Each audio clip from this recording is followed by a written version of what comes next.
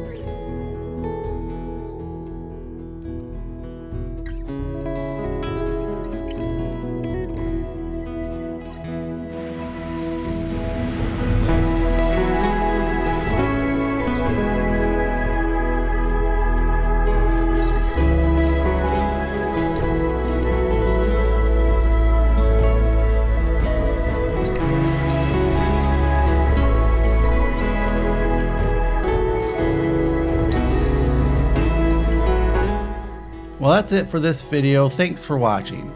In the next video from this trip, we'll be starting out on the second part of Amazing Utah 12 as it winds its way through Grand Staircase Escalante National Monument. So make sure you're subscribed so you can join me for that adventure.